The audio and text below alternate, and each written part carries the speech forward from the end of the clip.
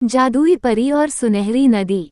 बहुत समय पहले की बात है, एक छोटे से गांव में राधा नाम की एक प्यारी लड़की रहती थी। वो बहुत दयालु और मेहनती थी, लेकिन उसके माता पिता के गुजर जाने के बाद उसकी सौतेली माँ और बहन उसे बहुत तंग करती थीं। वे उसे दिन भर काम में लगाए रखते और खुद आराम करती। एक दिन जब राधा जंगल में लकड़ियां बीनने गई तो उसे एक सुंदर झरना दिखा। झरने के पास एक बूढ़ी औरत बैठी थी जो बहुत कमजोर लग रही थी।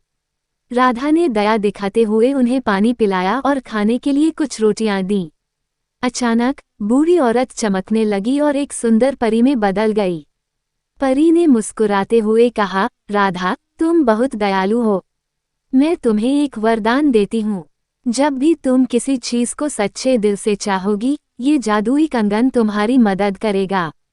राधा बहुत खुश हुई और परी को धन्यवाद कहा। जब वो घर लौटी तो उसकी सौतेली माँ और बहन ने उस पर शक किया। वे उससे जादुई कंगन छीनना चाहती थीं।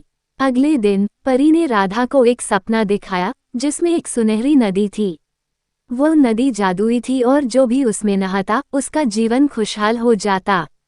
परी ने बताया कि केवल सच्चे दिल वाले ही वहां तक पहुंच सकते हैं।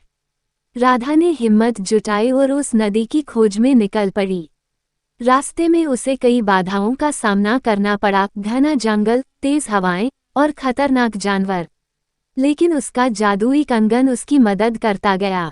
बुराई का अंत। जब राधा नदी तक पहुंची और उसमें स्नान किया तो उसकी सारी परेशानियां खत्म हो गईं। वो सुंदर कपड़ों में बदल गई और उसके पास ढेर सारा धन आ गया। जब वह गांव लौटी तो उसकी सौतेली माँ और बहन ने जलन में आकर भी उस नदी तक जाने की कोशिश की, लेकिन क्योंकि उनके दिल बुरे थे, वे नदी तक पहुंचने से पहले ही रास्ते में खो गईं। खुशहाल अंत। राधा ने गांव में सबकी मदद